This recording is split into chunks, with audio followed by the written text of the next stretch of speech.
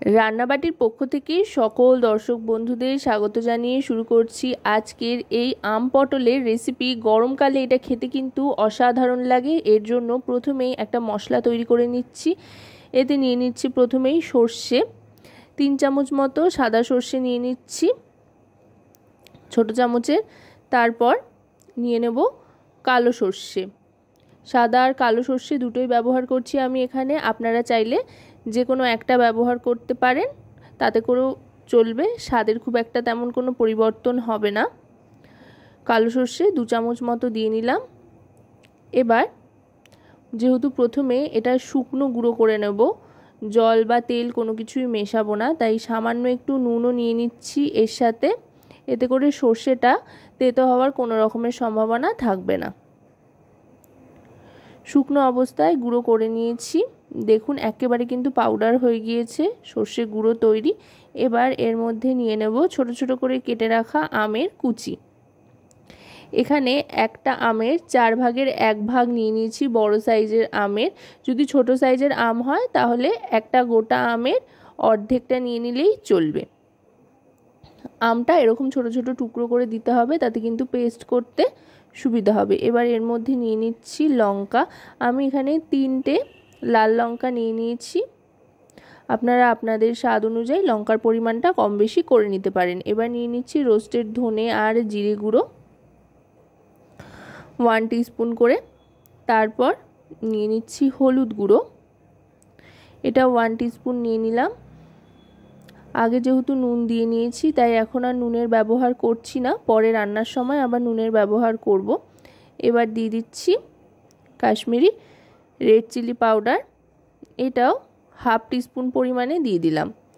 দিয়ে এবার সামান্য একটু জল আর তারপরে দিয়ে নেব তেল। অবশ্যই কিন্তু সর্ষের তেল ব্যবহার করতে হবে। এটা কিন্তু চাইলে আপনারা কাসুন্দি পটলও বলতে পারেন, তবে যেহেতু আমই মূল উপকরণ আর গরমকালে কাঁচা আম খাওয়ার মজাটাই আলাদা, তাই এটাকে আম পটলও বলা যেতে পারে। দেখুন পেস্ট করে নিয়েছি, দেখতে দারুণ লাগছে, অনেকটাই কাসুন্দির মতো দেখতে হয়েছে পেস্টটা। এবার এই পেস্টটা নাবিয়ে নিলাম। এবার পটলের দিকে চলে যাব। পটলগুলো এখানে গোটা গোটা করে খোসা ছাড়িয়ে নিয়েছি আর ওপরে আর নিচের অংশে সামান্য চিড়ে নিয়েছি দুদিক দিয়ে। এবার এতে শুধু নুন মাখিয়ে নিচ্ছি। নুন মাখিয়ে সর্ষের তেলে ভাজতে ছেড়ে দিচ্ছি। অবশ্যই কিন্তু সর্ষের তেলে গোটা রান্নাটা করতে হবে, যেহেতু সর্ষে বাটা ব্যবহার হচ্ছে তাই সর্ষের তেলে করলেই কিন্তু বেশি ভালো লাগবে। আমি এখানে 10টা পটল নিয়েছি, দুটো ব্যাচে 5টা 5টা করে ভেজে তুলে নিচ্ছি। পটলগুলো ঠিক এভাবেই ভেজে নিতে হবে। পটলগুলো কিন্তু ভাজা হয়ে গিয়েছে। পটলটা তুলে নেওয়ার পর গ্যাসের ফ্লেমটা লোতে করে দেবো একেবারে। আর কোনো কিছু কিন্তু ফোড়ন দেওয়ার প্রয়োজন নেই, যেই মশলাটা তৈরি করে রেখেছিলাম সেটা দিয়ে দিতে হবে। পটল কাটা আর মশলা বানানো এই দুটো কাজেই যেটুকু যা সময় লাগবে, তারপর কিন্তু 5 মিনিটের মধ্যে এই রান্নাটা তৈরি হয়ে যাবে। আর সম্পূর্ণ নিরামিষই, তাই নিরামিষি দিনে কিন্তু এই রেসিপিটা আপনারা বাড়িতে বানিয়েই ফেলতে পারেন। ডাল ভাতের সাথে খেতে অসাধারণ লাগবে, মুখে রুচিও ফিরবে, একদম অন্যরকম স্বাদের একটা রেসিপি।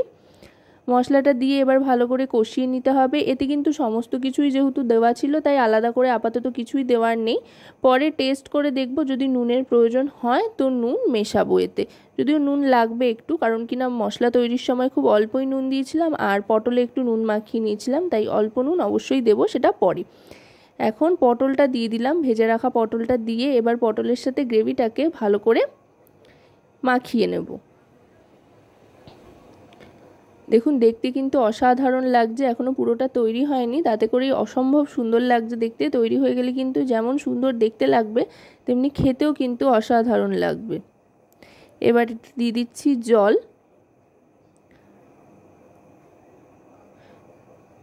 মশলার বাটি ধোয়া জল দিয়ে ভালো করে মিশিয়ে গ্যাসের ফ্লেমটা লোতে করে 2 থেকে 2.5 মিনিটের জন্য ঢাকনা চাপা দিয়ে দেবো পটলগুলো সেদ্ধ হওয়ার জন্য। পটলগুলো সেদ্ধ হতে খুব একটা বেশি সময় লাগবে না, 2.5 মিনিট মতো সময় দিলেই হয়ে যাবে, কারণ পটলগুলো কিন্তু খুব ভালো করে ভেজে নিয়েছিলাম। ঢাকনাটা সরিয়ে নিয়েছি। দেখুন অসাধারণ একটা টেক্সচার এসছে। এবার দিয়ে দিচ্ছি নুন পরিমাণ মতো আর তারপরে দিয়ে দেব চিনি। চিনিটা কিন্তু অবশ্যই ব্যবহার করতে হবে, যেহেতু কাঁচা আম ব্যবহার করা হয়েছে সেই জন্য চিনিটা অবশ্যই দেবেন। নুন আর মিষ্টি দেওয়ার পর এবার ভালো করে আরও আরেকবার মিশিয়ে নেব। গ্যাসের ফ্লেমটা মিডিয়াম টু লোতে রেখেই মোটামুটি গোটা রান্নাটা কিন্তু করতে হবে। আশা করব রেসিপিটি আপনাদের ভালো লাগবে। ভালো লাগলে অবশ্যই রান্নাবাটি চ্যানেলটিকে সাবস্ক্রাইব করে লাইক শেয়ার কমেন্টের মাধ্যমে আমাদের পাশে থাকবেন আর পাশে থাকা বেল আইকনটি অন করে দেবেন সবার আগে সমস্ত রকম নতুন রান্নার নোটিফিকেশনের জন্য। এবার সার্ভ করে দিলাম গরম গরম খাওয়ার জন্য।